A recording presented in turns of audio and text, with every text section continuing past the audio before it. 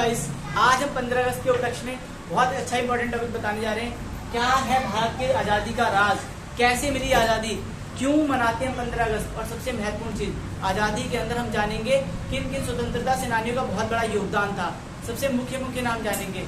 क्या सच में जवाहरलाल नेहरू जी ने आजादी दिलवाई? इसका सवाल का भी जवाब मिलेगा आज। चलिए जानते हैं, ठीक है, ध्यान से देखते हैं। सबसे पहले आया कौन हमारे यहाँ पे, उसको समझते हैं। और हम किसके पहले हमारे ऊपर किसका शासन था, तो थोड़ा सा पुराने समय में जाएंगे। किसका शासन मिलेगा हमें? मुगल का, है ना। मुगल कौन थे? आप ऐसे याद कर सकते हो, कुछ मुस्लिम लीडर्स जिनका शासन हमारे यहाँ पर था, जिन्हें हम मुगल कहते थे। ये 1600 के उपरांत तक थे। फिर 1600 में आ गए हमारे यहाँ पर कौन? ब्रिटिश। लेकिन ब्रिटिश का सिर्फ एक उद्देश्य था, शासन करना। वो तो हमारी महानता है जो हमने अपने देश में रहने का आदेश दिया।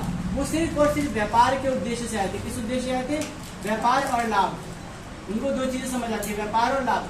व्यापार और लाभ करते करते करते करते उन्होंने मुगल्स को ये समझाया कि अपनी सेना मत बनाओ, सेना रखो ही मत। सेना कौन देगा आपको? सुरक्षा कौन देगा? ब्रिटिश सिपाही सेना देंगे, सुरक्षा देंगे। बस आप क्या करो, इन लोगों को टैक्स दे दो। तो उसका अमाउंट समथिंग 5 लाख रुपए। वैसे आपको छोटा लगेगा, पर बहुत समय पहले इसका बहुत बड़ा अमाउंट होता था। इतना अमाउंट एक बार लेते थे कौन? ब्रिटिश ले लेता था। किससे? मुगल से, उनको सुरक्षा देने के चक्कर में। और बोलता था अगर आपको सुरक्षित रहना है तो आपको क्या देना पड़ेगा? हमें ये देना पड़ेगा। फिर उनसे बोला व्यापार को बढ़ावा दो। अब जब व्यापार को बढ़ावा नहीं देने दिया मुगल्स ने, तो उन्होंने 1757 तक अपना राज स्थापित कर दिया। कहाँ पर? भारत पर, ठीक है। कुछ जगहों को छोड़कर बाकी सब जगह पे किसका राज आ गया? भारत पे किसका राज आ गया? ब्रिटिश का। और इसके बाद जो इम्पोर्टेंट डेट है वो बहुत इंपॉर्टेंट है। देखिए 1857, 10 मई 1857। ये डेट आपको याद रखनी होगी, बहुत इंपॉर्टेंट डेट है। पहली क्रांति, भारत की पहली क्रांति कब हुई? अगर आपसे कोई पूछ ले पहली बार हमने कभी युद्ध शुरू किया, तो ये दिन बहुत इंपॉर्टेंट है हमारी जिंदगी में। कौन सा? ये वाला।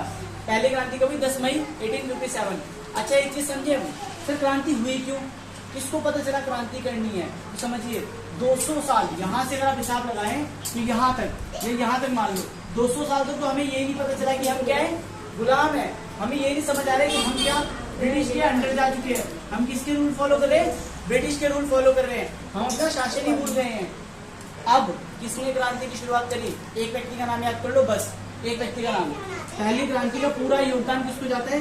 सिर्फ और एक व्यक्ति का नाम याद कर लो, मंगल पांडे। मंगल पांडे को पूरा योगदान जाता है। मंगल पांडे एक शुद्ध हिंदुस्तानी था, जो एक्चुअली में पांडे मतलब पंडित होने की वजह से गाय का मीट, किसी भी तरीके का नॉनवेज नहीं खाता था। और जब उसने देखा कि ब्रिटिशर क्या कर रहे, बंदूक के कारतूस के अंदर गाय के मीट का प्रयोग कर रहे हैं, तो उसने उनके खिलाफ क्या कर दिया? आंदोलन कर दिया। और उस दिन क्या हुई? पहली क्रांति हुई। वो अलग बात है, उस दिन सक्सेसफुल क्रांति नहीं हो पाई। चलिए थोड़ा आगे से आते हैं। अब यहाँ से थोड़ा सा आगे आएंगे तो एक इंपॉर्टेंट पॉइंट और जानेंगे। 1915 सबसे महान लीडर जो अभी तक क्रांतिकारी हैं और अभी तक उनके बारे में पढ़ते हैं हम लोग, वो हमारी नोट पे भी नजर आते हैं। कौन है? हमारे गांधी जी, ठीक है। अब गांधी जी का सबसे इंपॉर्टेंट रोल क्या है? ये साउथ अफ्रीका मतलब भारत में जन्म लेते हैं, पर साउथ अफ्रीका शिक्षा लेने गए थे। वहां से वापस आके भारत को आजाद करने की बात करते हैं। तो वहां से भारत को आजाद करने की बात शुरू होती है। और इनके साथ बहुत सारे लोग जो कांग्रेस पार्टी के समर्थक थे, ठीक है। अब ध्यान से समझिए, सबसे पुरानी पार्टी भी यहाँ पर आपको निकल के सामने आ जाएगी। कौन सी पार्टी थी? कांग्रेस पार्टी। और अगर आपसे कोई पूछ ले कांग्रेस पार्टी की नींव किसने रखी थी ना, कांग्रेस पार्टी की नींव किसने रखी थी, तो याद कर सकते हैं दादा भाई नौरोजी। क्या नाम था? दादा भाई नौरोजी। इन्होंने ही कांग्रेस पार्टी की नींव रखी थी। दादा भाई नौरोजी का सबसे बड़ा योगदान था इस पार्टी का नींव रखने में। अच्छा, तो यहाँ तक क्या हो गया? कांग्रेस पार्टी क्या कर रही है? अखंड भारत मतलब भारत को जोड़ने की शुरुआत कर रही है, भारत के लोगों को। लेकिन भारत तो टूटता जा रहा है। 1930 तक क्या हुआ? सिर्फ 15 साल में हम ये कर पाए कि कुछ जगह पे कुछ लोगों को जोड़ पाए, और उसमें भी पूरा योगदान किसका था? गांधी जी का। 1932 में गांधी जी ने छोटे धर्म, जाति, कहते हैं ना, अछूत जाति के लोगों के साथ मिलकर भी काम करना शुरू कर दिया। और जहाँ से हमें बहुत महान लीडर मिलेंगे, ठीक है, जहाँ से हमें बहुत महान लीडर मिलेंगे, जिनके बारे में पढ़ते भी है, डॉक्टर भीमराव अंबेडकर, है ना, वहां पर उन्हें मिलते हैं। अब देखिए गांधी जी के बारे में जानते हैं कुछ महान बातें। पहला, वो सभी जाति, सभी धर्मों, सभी वर्गों के साथ मिलकर काम करना चाहते थे। दूसरा, वो हमेशा किसको बढ़ावा देते थे? अहिंसा को। अब कई लोग बोलेंगे कि सर भगत सिंह का बहुत बड़ा योगदान, भगत सिंह का बहुत बड़ा ही योगदान था, लेकिन उनका एक जो रूप था वो था हिंसा। तो गांधी जी के बिल्कुल अपोजिट थे। गांधी जी कहते थे अहिंसा, बिना लड़ाई झगड़े के युद्ध, और भगत सिंह का जो मोर्चा था वो क्या था, हिंसा। इस वजह से हम कह सकते हैं उनको फांसी भी हो गई। इसी वजह से क्या हो गया, उनको फांसी दे दी गई। भगत सिंह, राजगुरु और सुखदेव तीनों को फांसी के घाट चढ़ा दिया गया। उसके बाद अब 1932 तक क्या होता है, भारत के लोगों के अंदर मोटिवेशन आने लगता है कि हमें एक साथ होना है। 1935 में हमने पहली बार संविधान बनाने की शुरुआत करी, लेकिन संविधान बना नहीं, ठीक है। अब क्या जरूरत थी हमें, ध्यान सुनिए, क्या क्या जरूरत थी। हमारा एक रंग रूप एक कपड़ा होना चाहिए ना, तो हमारा एक रंग रूप कौन सा, एक तिरंगा।